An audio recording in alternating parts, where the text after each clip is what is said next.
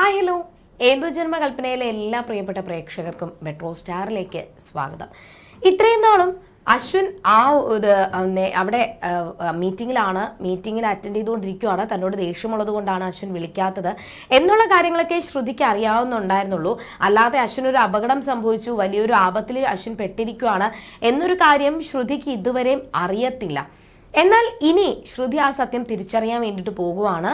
ആ ഒരു സത്യം ശ്രുതി തിരിച്ചറിയുകയും അങ്ങനെ അശ്വിനെ രക്ഷപ്പെടുത്താനായിട്ട് ശ്രുതി ശ്രമിക്കുന്നതുമാണ് ഇനി വരുന്ന എപ്പിസോഡുകളിൽ. അപ്പോൾ ഇനി എന്തൊക്കെ സംഭവിക്കും എന്ന് നമുക്ക് നോക്കാം. അതിനു മുൻപ് ആദ്യമായിട്ടാണ് ഈ ചാനൽ കാണുന്നതെങ്കിൽ തീർച്ചയായിട്ടും സബ്സ്ക്രൈബ് ചെയ്യുക. അപ്പോൾ ഞങ്ങളുടെ പുതിയ സീരിയൽ വീഡിയോസ് എല്ലാം നിങ്ങൾക്ക് ലഭിക്കുന്നതായിരിക്കും. അങ്ങനെ ബാർബിയോട് പ്രീതി എല്ലാ കാര്യങ്ങളും പറഞ്ഞ് മനസ്സിലാക്കി. ബാർബി, നീ വിഷമിക്കേണ്ട, ഒരു കാരണവശാലും ഞാൻ ആരോടും ഒന്നും പറയാൻ പോകുന്നില്ല, നീ അതുകൊണ്ട് ടെൻഷൻ അടിക്കരുത്, വേദനിക്കരുത് എന്ന് ബാർബിയോട് പ്രീതി കാര്യങ്ങളെല്ലാം പറഞ്ഞ് മനസ്സിലാക്കി. ബാർബിയും ഓക്കെയാണ്. പിറ്റേ ദിവസം രാവിലെ തന്നെ ബാർബി പോകാൻ വേണ്ടിയിട്ട് റെഡി ആവുകയാണ്. വന്ന വെക്കേഷൻ കഴിഞ്ഞു, ഇനി നേരെ ഹോസ്റ്റലിൽ അങ്ങ് പോകണം. എല്ലാവരോടും യാത്ര പറയുന്ന സമയത്ത് ബാർബിക്ക് വേണ്ടിയിട്ട് ഒരു സ്പെഷ്യൽ ഗിഫ്റ്റ് ഒക്കെ പ്രീതി കൊണ്ട് കൊടുത്തു. ഭയങ്കരമായിട്ട് സന്തോഷം തോന്നി ബാർബിക്ക്. അങ്ങനെ കെട്ടിപ്പിടിച്ച് ബാർബി പ്രീതിയെ കെട്ടിപ്പിടിക്കുന്ന സമയത്തും ബാർബി ചോദിച്ചത്, ആകാശ് മിസ്റ്ററെ ഈ ഒരു കാര്യങ്ങൾ അറിഞ്ഞു കഴിഞ്ഞാൽ, ഞാൻ ഇത്രയും ദ്രോഹങ്ങൾ ചെയ്തു എന്ന് അറിഞ്ഞു കഴിഞ്ഞാൽ എന്നോട് ദേഷ്യപ്പെടുമോ, എന്നോട് ദേഷ്യം കാണിക്കുമോ എന്നുള്ളൊരു ടെൻഷൻ അവിടെ ബാർബിയുടെ മനസ്സിലുണ്ടായിരുന്നു. അതുകൊണ്ട് തന്നെയാണ് അതിനെപ്പറ്റി പ്രീതിയോട് പറഞ്ഞത്. പക്ഷെ അപ്പോഴെല്ലാം പ്രീതി പറഞ്ഞത്, ഈ സത്യങ്ങൾ മിസ്റ്ററെ അറിയണ്ട, ഞാൻ എന്തായാലും പറയാൻ പോകുന്നില്ല, ബാർബി മോളും പറയണ്ട. അങ്ങനെ പറഞ്ഞു കഴിഞ്ഞാൽ ചിലപ്പോൾ മിസ്റ്ററെ വേറെ എന്തെങ്കിലും ചിന്തിച്ചാലോ, അതുകൊണ്ട് മോള് പറയണ്ട, നമുക്ക് നോക്കാം, ഇപ്പോൾ ആരോടും ഒന്നും പറയണ്ട എന്ന് പറഞ്ഞു.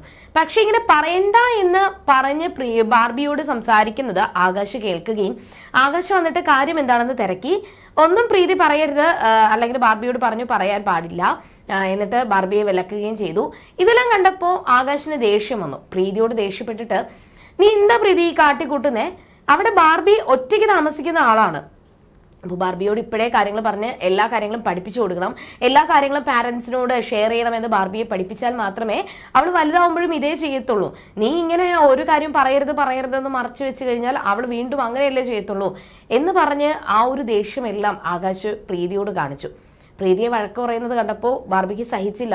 ബാർബി ആകാശിനോട് കാര്യങ്ങൾ പറഞ്ഞു, പ്രീതി ആന്റി കാരണമല്ല, ഞാനാണ് കാര്യങ്ങളെല്ലാം മറച്ചു വെക്കാനായിട്ട് നോക്കുന്നതെന്നും നടന്ന സംഭവങ്ങളൊക്കെ ബാർബി ആകാശിനോട് പറഞ്ഞു. മാത്രമല്ല, മിസ്റ്റർ എന്നോട് അകലം കാണിക്കുന്നുവോ അല്ലെങ്കിൽ എന്നോട് ഉള്ള സ്നേഹം കുറയുന്നുവോ എന്ന് പേടിച്ചിട്ടാണ് ഞാൻ ഇതെല്ലാം ചെയ്തതെന്ന് പറഞ്ഞു.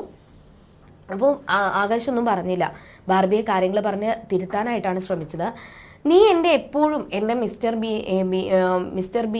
ബി തന്നെ ആയിരിക്കും, നീ വേറെ ഒരാളും എൻ്റെ ഈ ഒരു സ്നേഹം പിടിച്ചു പറ്റാനായിട്ട് പോകുന്നില്ല, അതുകൊണ്ട് ഇങ്ങനെയൊന്നും കാണിക്കരുത് എന്ന് പറയുകയും എല്ലാവരോടും യാത്ര പറഞ്ഞ് ബാർബി അങ്ങനെ താഴെ വന്ന് എല്ലാവരോടും യാത്ര പറഞ്ഞ് തിരികെ ബാർബി അങ്ങ് ഹോസ്റ്റലിലോട്ട് തന്നെ പോകുവാണ്.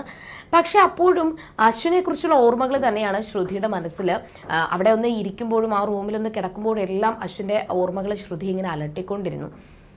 പെട്ടെന്ന് ശ്രുതിയുടെ മനസ്സിലൊരു ടെൻഷൻ, അശ്വിൻ ഇപ്പോൾ എന്നെ വിളിക്കാതിരിക്കുന്നത് ശരി, എന്നോട് ദേഷ്യം കാണും, അല്ലെങ്കിൽ അത് ഒരു ദേഷ്യം കൊണ്ടായിരിക്കാം എന്നെ വിളിക്കാത്തത് എന്ന് മനസ്സിലാക്കാം.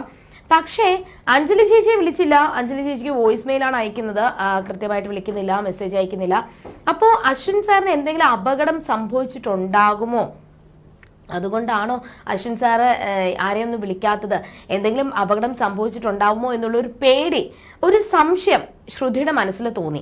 അശ്വിൻ സാറിന് എന്തോ ഒരു അപകടം സംഭവിച്ചിട്ടുണ്ട്, അത് തന്നെയാണ് അശ്വിൻ സാർ ഇങ്ങനെ ആരെയും വിളിക്കാത്തത് എന്നുള്ളൊരു സംശയം ശ്രുതിയുടെ മനസ്സിൽ തോന്നുകയും അത് കാരണം സത്യങ്ങളെ അറിയാനായിട്ട് അശ്വിനെ കണ്ടുപിടിക്കാനായിട്ട് ശ്രുതി ശ്രമിക്കുവാണ്.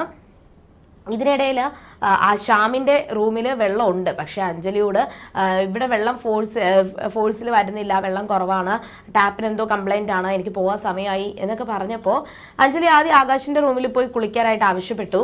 എന്നാൽ ആകാശും പ്രീതിയൊക്കെ, ആകാശ് ഇപ്പോൾ റെഡി ആവുമല്ലേ, ജോലിക്ക് പോകാനായിട്ട് റെഡി ആവുമല്ലേ, അതിനിടയ്ക്ക് അവനോട് പറഞ്ഞു കഴിഞ്ഞാൽ എങ്ങനെയാ എന്ന് പറഞ്ഞപ്പോൾ അഞ്ജലിയുടെ വാഗൊണ്ട് തന്നെ അവിടെ ശ്രുതിയുടെ റൂമിൽ പോയി കുളിക്കാനായിട്ട് പറയണം. അതിനു വേണ്ടിയിട്ട് ശ്യാമ ഒരുപാട് നാടകം കളിച്ചു. അവസാനം ഒരു കാര്യം ചെയ്യ്, കുഞ്ഞിന്റെ റൂമിൽ പോയി കുളിച്ചോ, ഞാൻ ശ്രുതിയോട് പറയാമെന്ന് പറഞ്ഞിട്ട് തന്നെയാണ് ശ്യാമ അങ്ങോട്ടേക്ക് പോയത്. ശ്യാമ കുളിക്കുന്ന സമയത്തൊക്കെ ശ്രുതി അടുക്കളയിലായിരുന്നു. അടുക്കളയിൽ നിന്നും മുത്തശ്ശിക്ക് ചായ കൊണ്ടുകൊടുത്തു. പക്ഷെ മുത്തശ്ശി ചായ കുടിച്ചതാണെന്ന് പറയുമ്പോഴും ശ്രുതി ഒന്നും അത് കേൾക്കുന്നില്ല. മുത്തശ്ശി തട്ടി വിളിക്കുമ്പോഴാണ് ശ്രുതി കാര്യങ്ങൾ കേൾക്കുന്നത്. എന്താ മുത്തശ്ശി എന്ന് ചോദിച്ചപ്പോൾ ഞാൻ ചായ കുടിച്ചതാണ് ശ്രുതി, നിനക്ക് എന്താ ഞാൻ പറയുന്നത് കേൾക്കുന്നില്ലേ എന്ന് ചോദിച്ചു. എന്നാൽ എനിക്ക് കേൾക്കാം, കുഴപ്പമില്ല, അങ്ങനെയാണെങ്കിൽ ശരി, ഞാൻ ചായ തിരിച്ചു കൊണ്ട് വെച്ചോളാം. എന്നാൽ അവിടെ അഞ്ജലി വരുന്നതും അഞ്ജലി സംസാരിക്കുന്നതും അഞ്ജലി ശ്രുതിയെ വിളിക്കുന്നതൊന്നും ശ്രുതി കേൾക്കുന്നില്ല. എപ്പോഴും അശ്വിന്റെ ഓർമ്മകളും അശ്വിൻ എന്തെങ്കിലും അപകടം സംഭവിച്ചോ എന്നുള്ളൊരു പേടിയും ശ്രുതിയുടെ മനസ്സിലുണ്ട്. അതുകൊണ്ട് മറ്റുള്ള അവിടെ തന്റെ ചുറ്റിലും എന്താണ് നടക്കുന്നത് എന്ന് ശ്രുതിക്ക് മനസ്സിലാവുന്നില്ല. അങ്ങനെ ഭയങ്കര ടെൻഷനിലെ ശ്രുതി നേരെ റൂമിലോട്ട് പോകുവാണ്. ശ്യാമ റൂമിൽ കുളിക്കുന്ന കാര്യം അഞ്ജലിക്ക് പറയാനായിട്ട് സാധിച്ചില്ല. അതിനു മുന്നേ തന്നെ ശ്രുതി നേരെ റൂമിലെത്തി. ശ്യാമ ശ്രുതിയെ കാത്ത് വെയിറ്റിംഗിലായിരുന്നു. ശ്രുതി കണ്ടപാടെ തന്നെ പുറകിലൂടെ പോയി ശ്രുതി എന്ന് വിളിക്കുകയും പെട്ടെന്ന് ശ്രുതി ഞെട്ടി പേടിച്ചു പോയി. കാര്യം തിരക്കിയപ്പോ റൂമിൽ വെള്ളമില്ലാത്തത് കൊണ്ട് കംപ്ലൈന്റ് ആയതുകൊണ്ട് അഞ്ജലി എന്നോട് ഈ റൂമിൽ വന്ന് കുളിച്ചോളാനായിട്ട് ആവശ്യപ്പെട്ടതാണ്. എന്നാൽ ശ്യാമിനോട് ഇറങ്ങിപ്പോവാൻ പറഞ്ഞപ്പോൾ ശ്രുതിയുടെ കൈയെ ബലമായിട്ട് പിടിക്കുകയും എന്നിട്ട് നീ ഇപ്പൊ എന്നോട് ഇവിടെ നിന്ന് അപമര്യാദയായിട്ട് പെരുമാറിക്കഴിഞ്ഞാൽ അത് നിന്റെ റൂമിൽ വന്ന് കുളിക്കുന്നത് ഇഷ്ടപ്പെടാത്തത് കൊണ്ട് നീ പെരുമാറുന്നതാണെന്ന് അഞ്ജലി ഞാൻ ധരിപ്പിക്കും. അങ്ങനെ അഞ്ജലി അങ്ങനെ വിശ്വസിച്ച് കഴിഞ്ഞാൽ അഞ്ജലിക്ക് നല്ല സങ്കടമാവും. അങ്ങനെ ഓരോ നിമിഷവും ശ്യാമിനെ തന്നിൽ നിന്നും അകറ്റാനായിട്ട് ശ്രമിക്കുമ്പോഴും ശ്യാമൻ ശ്രുതിയോട് അടുക്കാനായിട്ട് ശ്രമിക്കുവാണ്. അവിടെ നിന്ന് അടിച്ചോടിക്കാനായിട്ട് ശ്രമിച്ചാലും ഓരോ കാരണങ്ങൾ പറഞ്ഞ് ശ്രുതിയെ ബന്ധിപ്പിച്ച് നിർത്തിയിരിക്കുവാണ്. ഇവിടെ അശ്വിൻ തിരികെ വന്നാൽ മാത്രമേ ശ്യാമിനിൽ നിന്നും, അതും അശ്വിൻ തിരികെ വന്നാൽ മാത്രം പോരാ, അശ്വിൻ തിരികെ വരികയും സത്യങ്ങൾ മനസ്സിലാക്കുകയും ചെയ്യണം. അങ്ങനെ മനസ്സിലാക്കിയാൽ മാത്രമേ ശ്യാമിൽ നിന്നും ഒരു മോചനം ശ്രുതിക്ക് കിട്ടത്തുള്ളൂ എന്ന് ശ്രുതിക്ക് അറിയാം. അശ്വിനെ കണ്ടുപിടിക്കാനായിട്ട് ശ്രുതി ശ്രമിക്കുവാണ്. അങ്ങനെ ശ്യാമ റൂമിൽ നിന്ന് പോയി. കുറെ കഴിഞ്ഞിട്ട് ശ്രുതി പതുക്കെ താഴോട്ട് വരുവാണ്. പതുക്കെ താഴോട്ട് വരുന്ന ടൈമിൽ അവിടുന്ന് കാല് തെറ്റി ശ്രുതി താഴേക്ക് വന്ന് വീഴുവാണ് പടിക്കെട്ടിൽ നിന്നും. പടിക്കെട്ടിൽ നിന്നും താഴെ വന്ന് വീഴാനായിട്ട് നോക്കുമ്പോൾ ശ്യാമ പെട്ടെന്ന് ശ്രുതിയെ താങ്ങി പിടിച്ചു. എന്നിട്ട് ശ്രുതിയെ ഇങ്ങനെ ചേർത്ത് കെട്ടിപ്പിടിച്ചു നിൽക്കുവാണ്. ദേഷ്യം വന്ന ശ്രുതി ശ്യാമിനെ പിടിച്ച് തള്ളി ശ്യാമ പോയി വീണു. മുത്തശ്ശി എന്താ ശബ്ദം എന്ന് പറഞ്ഞ് ഓടി വന്നപ്പോൾ ശ്യാമ ഒന്നും സംഭവിച്ചിട്ടില്ല എന്ന മട്ടില് നിന്നു.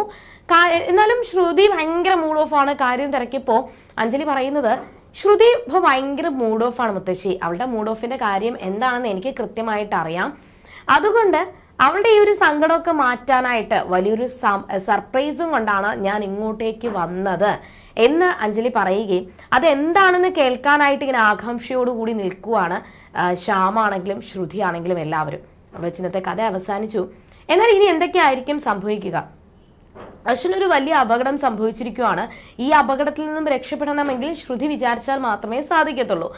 എന്നാൽ അശ്വിന് അപകടം സംഭവിച്ചിരിക്കുവാണ് എന്ന സത്യം ശ്രുതിക്ക് തിരിച്ചറിയാനായിട്ട് സാധിക്കുമോ? അതിനുള്ള സാധ്യതയുണ്ട്. എന്താണെന്ന് വെച്ച് കഴിഞ്ഞാൽ അവിടെ അശ്വിൻ അറ്റൻഡ് ചെയ്യേണ്ട മീറ്റിംഗിൽ വന്ന ആ ഒരു വിദേശ ആൾക്കാര് അശ്വിൻ മീറ്റിംഗിന് എത്തിയിട്ടില്ല എന്ന് പറഞ്ഞുകൊണ്ട് അശ്വിന്റെ ഓഫീസിലേക്ക് വിളിച്ചിട്ടുണ്ടായിരുന്നു. സ്റ്റാഫാണ് കോൾ എടുത്തത്. കാര്യങ്ങൾ തിരക്കിയപ്പോൾ അശ്വിൻ മീറ്റിംഗിന് വന്നിട്ടില്ല.